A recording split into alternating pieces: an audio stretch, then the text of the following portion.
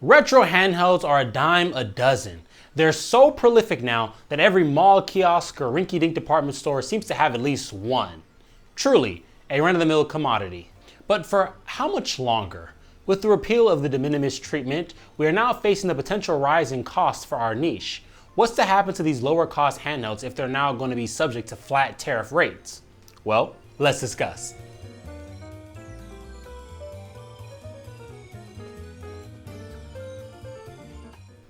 Before we even talk about the R36S as a product, we need to talk about it as a phenomenon.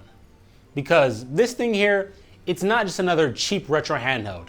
It's the cheap retro handheld. The R36S became so widely copied, rebranded, and tweaked that there's now an entire wiki dedicated to just tracking the clones, down to PCB revisions, shell colors, and which firmware is safe to flash on which variant. No other handheld, not even the Miu Mini or early Amberdic models, has spawned this level of chaos. There are a dozen R36S clones sold under a bunch of names, from unbranded Amazon listings to family fun game consoles at mall kiosks. Some are near identical, others cut corners. A few even add features like dual SD slots or HDMI out. It's the retro handheld equivalent of a bootleg DVD, except it often works just as well. So the question is, why this device? Well, it's cheap, easy to manufacture, and most importantly, it runs the ROC chip RK3326, a chip that's been around forever and already has a deep software stack. Developers know how to optimize for it, a decent amount of emulators are stable on it, and firmware like ArcOS or Retro OZ can breathe life into even the worst of clones. Basically, if you're a small factory in Shenzhen and you want to make a retro handheld with zero R&D, the R36S isn't a bad place to start. It's not a flagship, it probably won't rank in any top 10 lists, but it is a standard, and that's what makes it fascinating to me. Because under all the noise and confusion, the original R36S has quietly become one of the most widely distributed handhelds of the past 5 years, whether or not you actually bought this model. So with all these clones flooding the market, what exactly are they cloning? What's the original R36S actually made of? And why did it become the blueprint for budget emulation? Well, let's break it down. The R36S is built on familiar bones. At its heart is the ROC chip RK3326, a quad-core Cortex-A35 chip from 2019 running at 1.5 GHz. It's paired with 1 GB of DDR3 LRAM, no internal storage, and relies entirely on a micro SD card for both the OS and your ROM library. The display is a 3.5-inch IPS panel at 320 by 240, same resolution as the original GBA, but much sharper thanks to its better pixel density and backlighting. It's not laminated, but it is good enough for retro titles. In fact, the display is one of the things that might surprise you the most. I feel like it almost looks better than it has any right to. There's great color reproduction with a soft cooler tint overall. That, paired with a dense enough DPI, makes this one of the better cheap retro handheld screens I've looked at in a while. Way better than the Miu Flip panel, that's for sure. For I/O, you're looking at one USB-C for charging, another one for OTG functionality, a headphone jack that, thankfully, has no latency issues, and normally a single micro SD card slot. Mine has 2 slots, which I do prefer to just 1.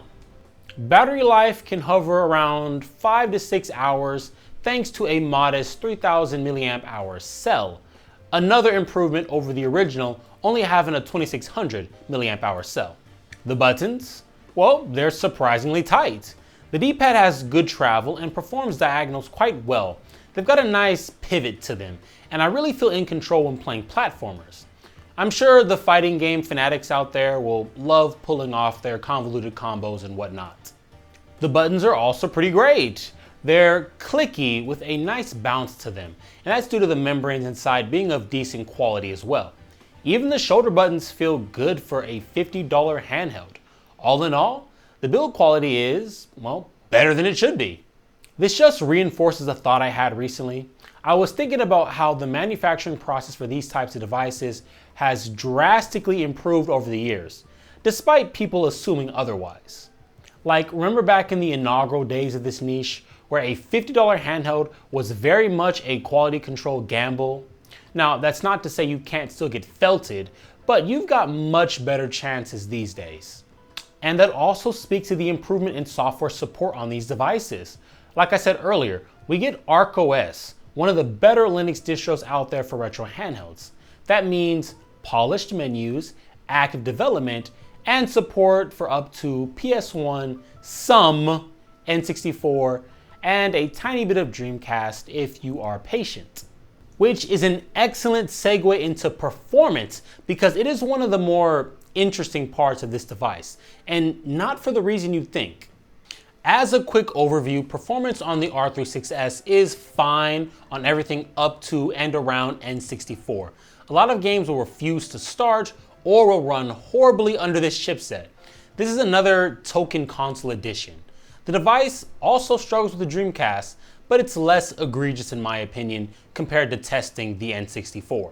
Though this is not and will not be the last handheld that struggles with these console tiers. It's sort of a rite of passage for this class of device.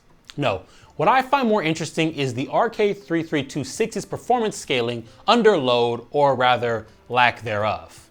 To really understand how the R36S handles different workloads, I tested it in 4 scenarios. Crazy Taxi 2 for Dreamcast, Mario 64 for N64, Super Mario World for the Super Nintendo, and a full idle test just sitting at the main menu. Now, let's start with the heaviest hitter in the bunch, Crazy Taxi 2. Dreamcast emulation has always been the upper limit for this chipset, and you can see it here.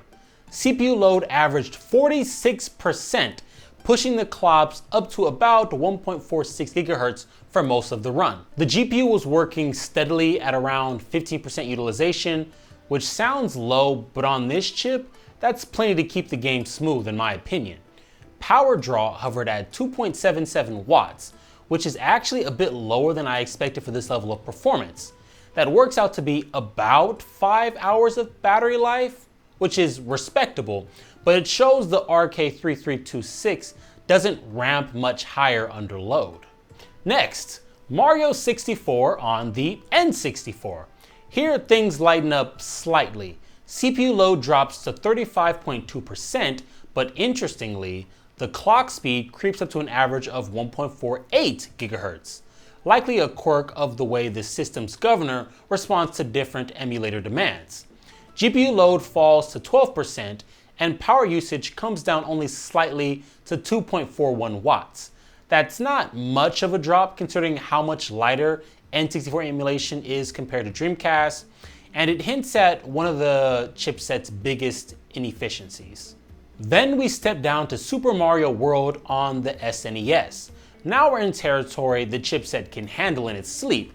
CPU load is 35%, clocks are a more relaxed 1.31 GHz, and the GPU load bumps up to 17%, likely due to how the emulator handles frame rendering for 2D. Power draw here is 2.08 watts, the lowest in the test, and it's enough to push battery life past 6 hours if you stick to systems in this range. This is where the R36S feels most comfortable, fast, cool, and rather efficient. Finally, the idle menu test. The CPU drops a little further to 1.14 GHz, but load still averages 36%, and the GPU stays surprisingly busy at 22%. Even with no game running, the R36S draws 1.95 watts. That's barely a 0.8 watt less than its highest recorded load in Crazy Taxi. And that's what seems to be the core issue here. No matter what you're doing, the power consumption barely changes. The chip never really ramps down. There's no aggressive idle state, no real deep sleep, and perplexingly, high CPU activity even when the workload doesn't seem to demand it. It's a problem across a lot of budget retro handhelds, not just the R36S. I attribute it to a part a focus on squeezing more performance out of the older silicon, and part not knowing how to tune the chipsets.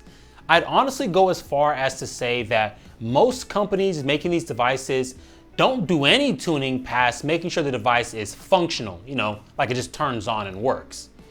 Like they're not going to dedicate any R&D to tweak CPU power state behavior for a budget handheld. I want to do more research into this and see how widespread of an issue this is. If you guys recall my Miu A30 review, I brought up how I thought that device had a static power draw. And looking back, while not 100% correct, I think I was closer to something than I initially realized. It's a retro gaming conspiracy. This could be bigger than all those ET cartridges being buried in the New Mexico desert. Though conspiracies aside, if you're gaming nonstop, this isn't a deal breaker. You'll get predictable battery life across systems, but if you want to leave it on standby, those wasted watts add up. Over a long day, you could lose hours of potential playtime simply because the hardware doesn't know how to relax. So what happens to the R36S and others like it? Well, I think sellers will try to take advantage of things for as long as they can by continuing to act like the status quo was still in place. Just ship the devices, underdeclare them, and pray for the best. If there's one thing I know, it's that Western consumers will not be deterred and they will continue to order from places like Temu, AliExpress, and the likes. And with the US government laying off customs employees, there is now even less oversight when it comes to international parcels. So, do I recommend rolling the dice on a retro handheld when it comes to tariff dodging? Yeah, sort of. Think about it. We're really not going to have an alternative. Regardless of where the device is sold, we're going to still get slapped around by the big tariff stick. I'm not an expert on international logistics, but I have to assume that companies are just going to jack the prices of the cheaper stuff up to the point where they no longer make sense. This device is okay at 50 bucks, but it should realistically be about 10 bucks or so cheaper. If it ended up being around 60 or God forbid 70, that would make this a non-starter for me. And that's sort of how I'm feeling about this entire niche right now. It's all very strange. The R36S itself is strange. An excessively cloned handheld that started its own race to the bottom for features and price. It's the vestiges of a rapidly changing era.